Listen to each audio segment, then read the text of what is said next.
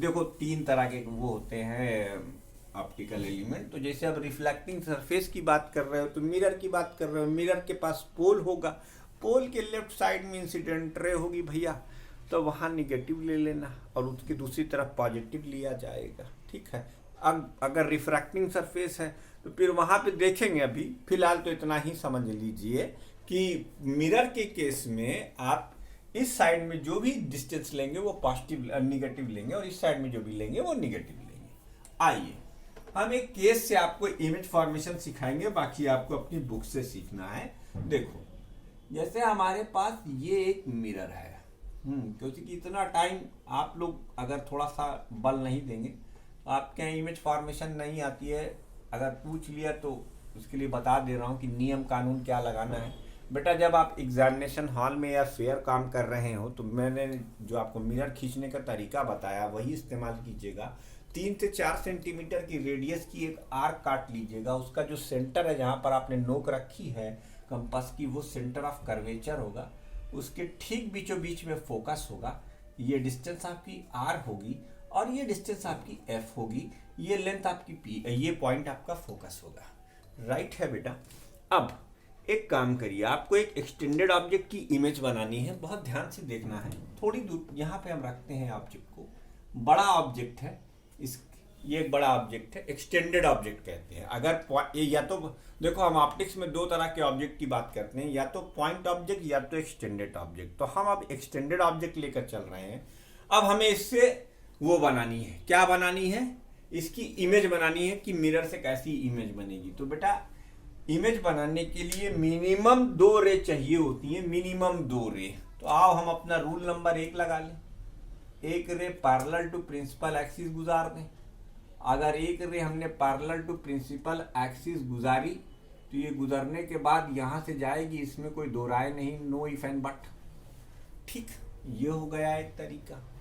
अच्छा, अब एक पॉसिबिलिटी ये हो सकती है कि तुम एक रे को यहां से काटो, यहां ले आओ और उसके बाद ये यहां से इसे वापस ले जाओ।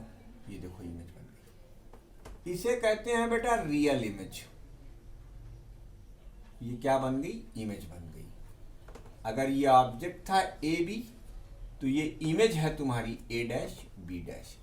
अगर ऑब्जेक्ट सी के बियॉन्ड लाई करता है तो इमेज सी और एफ के बीच में बनेगी। If object lies beyond C then image will form between C and F। ठीक, तो तुम्हारे लिए एक केस और कर देते हैं। अब सेंटर ऑफ कर्वेचर पे रख देते हैं। कहाँ रख देते हैं, सेंटर ऑफ कर्वेचर पे।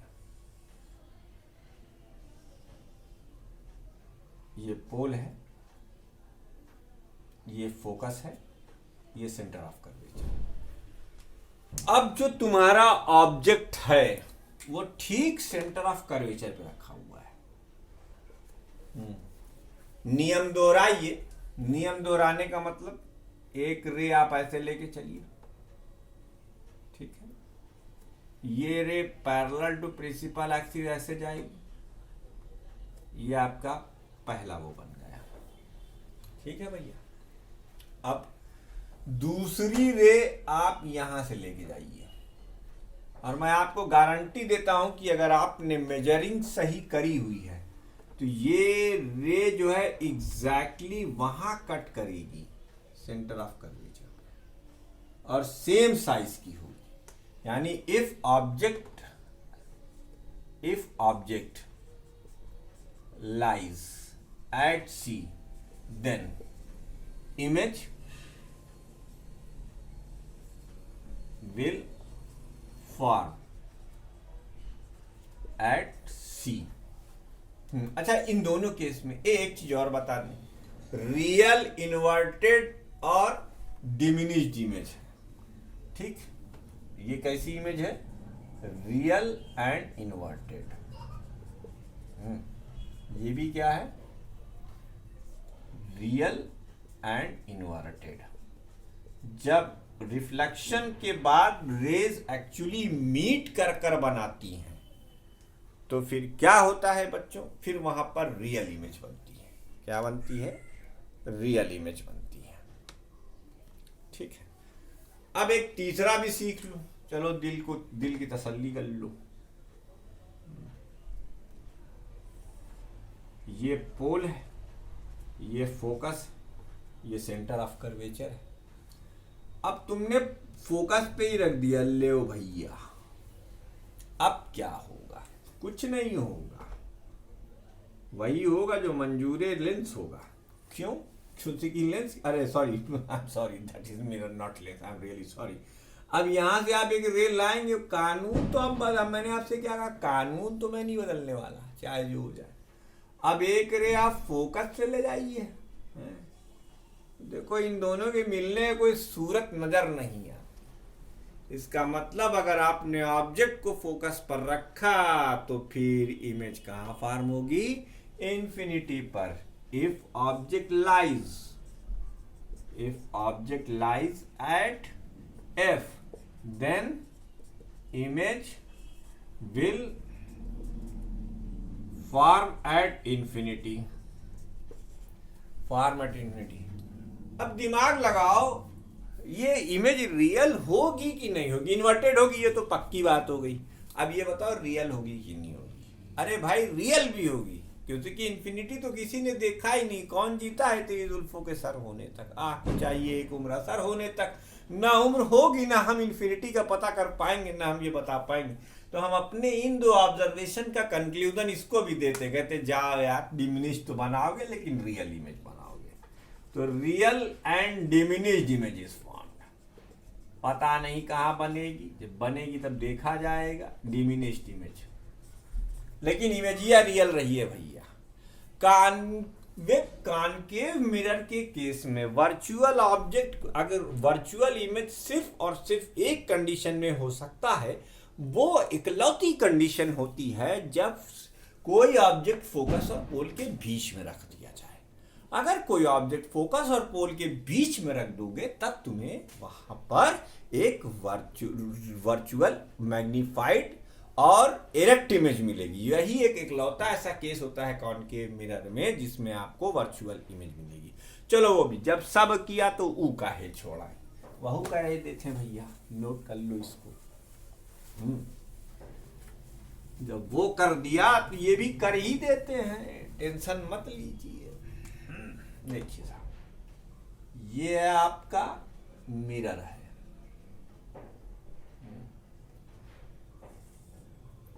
ये आपका फोकस है, ये आपका सेंटर ऑफ कर्वेचर है। अब आपकी एक ऑब्जेक्ट यहां लाई कर रही है।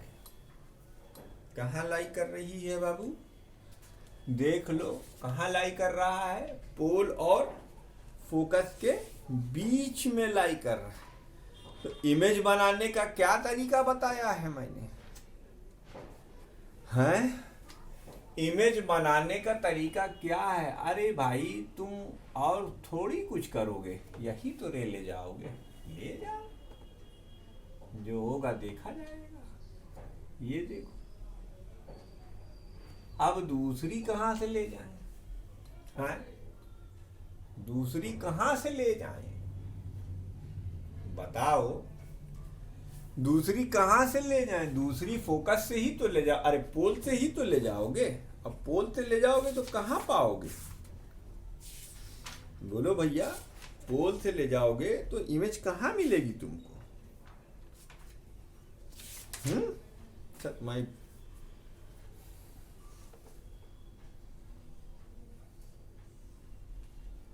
ये देखो, इसको पीछे बढ़ाओ। यार गड़बड़ हो गया थोड़ा सा, और नीचे से फिगर लेना चाहिए था।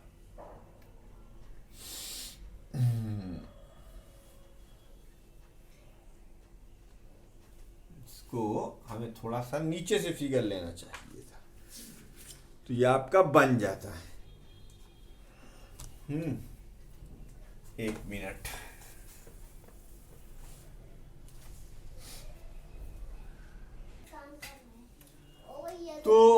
ये वाला जरा सा हमें और इधर बनाना चाहिए, मेरी गलती हो गई थी, क्षमा प्रार्थी हूं मैं उसके लिए। देखो ये तुम्हारा फोकस है, ये तुम्हारा सेंटर ऑफ कर्वेचर है, ये तुम्हारा ऑब्जेक्ट है।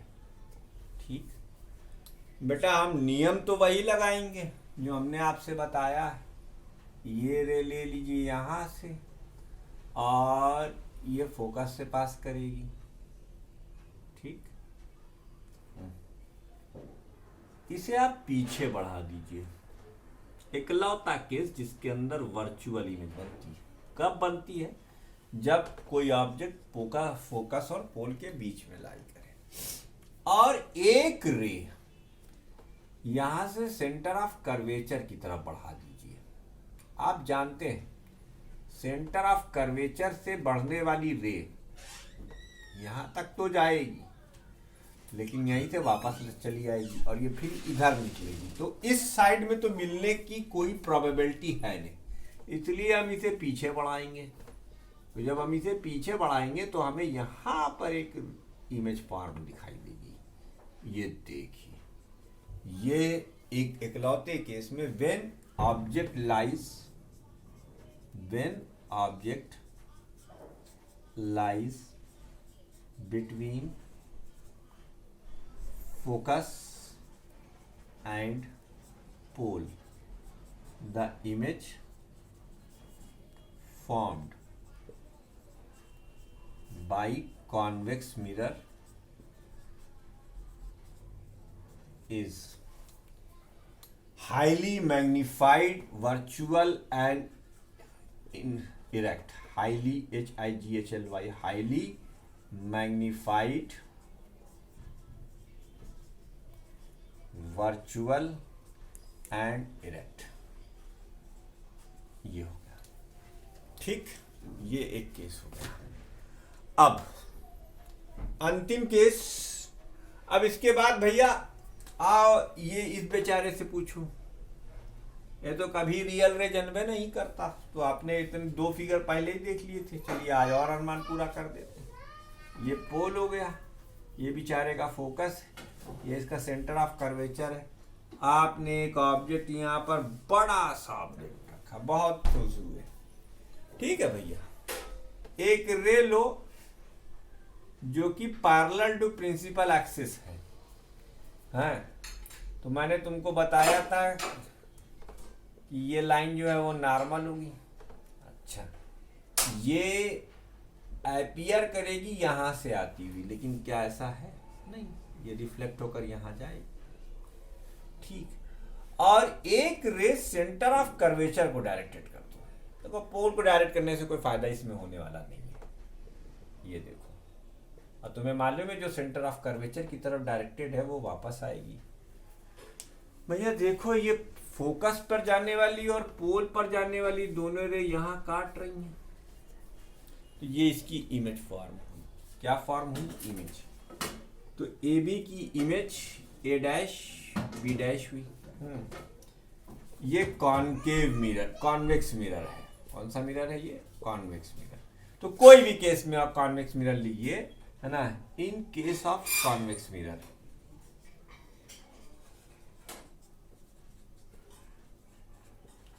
in case of convex mirror,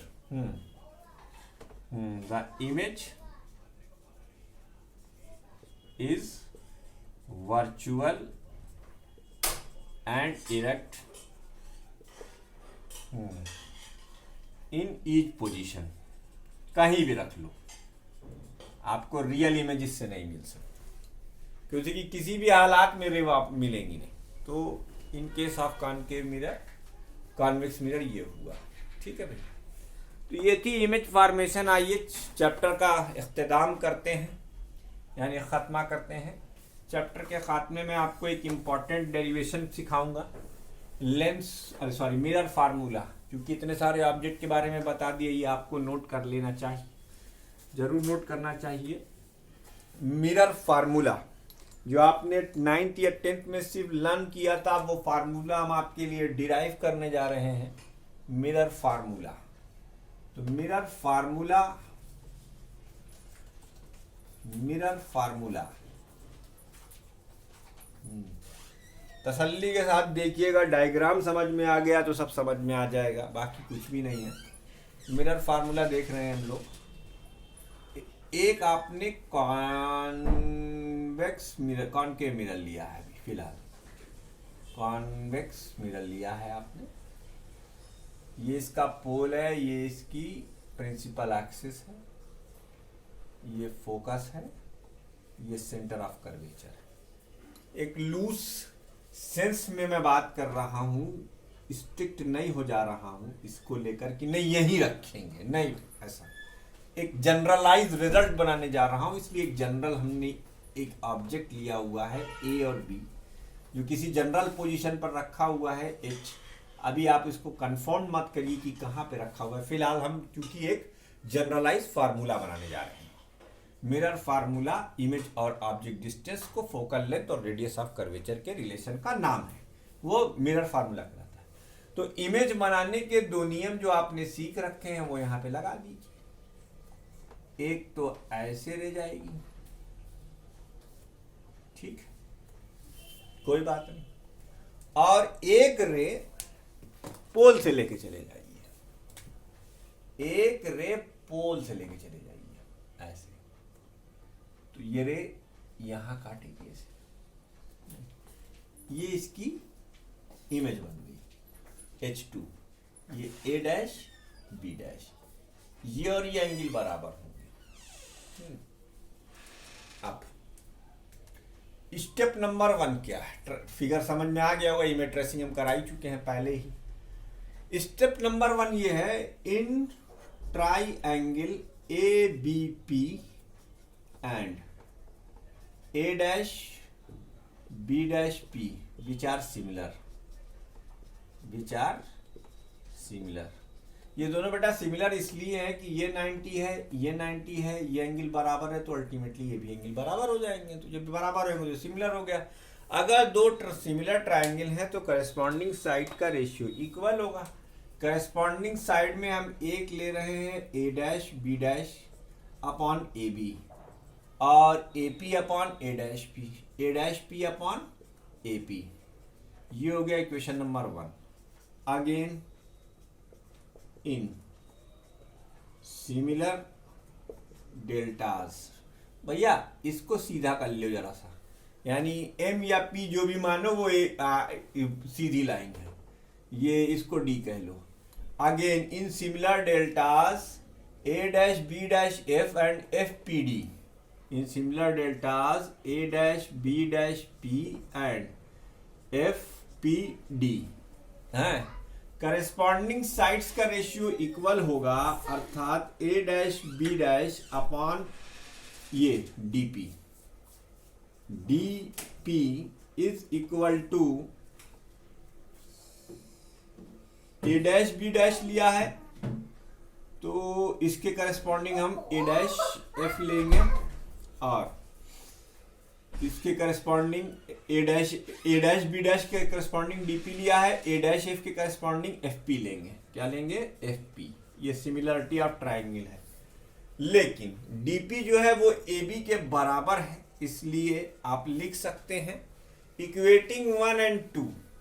क्या आनंद मिलेगा आपको, देखिए इक्वेटिंग 1 एंड 2। अगर आप 1 और 2 को इक्वेट कर देते हो बाबू, 1 और 2 को इक्वेट करने से तुम्हारा फायदा क्या होगा, देखो 1 और 2 को इक्वेटिंग 1 एंड 2, अगर 1 और 2 को तुमने इक्वेट किया इक्वेटिंग 1 एंड 2, 1 और 2 नंबर को इक्वेट करने से तुम्हें मिलेगा A dash P upon AP is equal to A dash F upon FP। बहुत बढ़िया। अब बेटा A डैश P जो है वो -V होगा, इसे हम इमेज डिस्टेंस कहेंगे, और AP ये -U होगा। याद करो पोल के लेफ्ट साइड में है तो सब सारी डिस्टेंसेस हम माइनस ले रहे हैं, ऑब्जेक्ट डिस्टेंस है ना भैया। उसके बाद अगर A डैश F की बात की जाए तो A डैश F जो है वो A dash P minus F P के बराबर होगा, A dash P minus F P के बराबर होगा। ए डैश पी की वैल्यू वी और माइनस एफ पी की वैल्यू एफ। ये माइनस क्यों लगाया दोस्तों? क्योंकि ये पी के इस साइड में लाई कर रहा है, इसमें माइनस ना डाल दीजिएगा, फाइनल माइनस लिखाएगा। उसके बाद ए डैश एफ के बाद अगर आप एफ पी की बात करें तो एफ पी की वैल्यू माइनस एफ होगी। उठाओ चारों वैल्यू रखो, ये चारों वैल्यू उठाकर इसमें रखो, तो पेन बदल दे ताकि कंफ्यूजन ना हो। ये आ जाएगा ए डैश पी की जगह पर माइनस वी और ए पी की जगह पर minus you, A dash F की जगह पर माइनस वी माइनस एफ और इसकी जगह पर एफ। सारे माइनस कैंसिल हो गए, बचा क्या? लिखेंगे, काहे परेशान हो। क्या बचा भाई? V by U is equal to V minus F by F, V minus F by F, V F is equal to U V minus U F. वाह भाई वाह। तो चारों माइनस खतरे में पड़ गए थे। एक काम करो, वी एफ के बगल में लिया आओ यू एफ को और इसको लिख दो यू वी। अब dividing both sides, dividing both sides by U V F, तो V F upon U V F, U F upon U V F, U V upon U V F. तो 1 upon U plus 1 upon V is equal to 1 upon F. ये lens formula, अरे माफ कीजिएगा, mirror formula आ गया। तो देवियर्स जनो इसे ध्यान से देखो और नोट करो। ये लेंस, अरे ये मिरर फार्मूला है और इस पर न्यूमेरिकल्स बनते हैं। अगले वीडियो में न्यूमेरिकल्स होंगे और ये चैप्टर आपका ख़त्म है। यहीं पर एक मैग्निफिकेशन बाकी है, जरा सा एक टॉपिक बाकी है, तो आप इसे नोट रखिएगा। हम वीडियो का इख्तिताम कर रहे हैं यहाँ पर। अगले वीडियो में इसके कुछ इंपॉर्टेंट क्वेश्चंस और तमाम बातें ख़त्म होगा ये चैप्टर।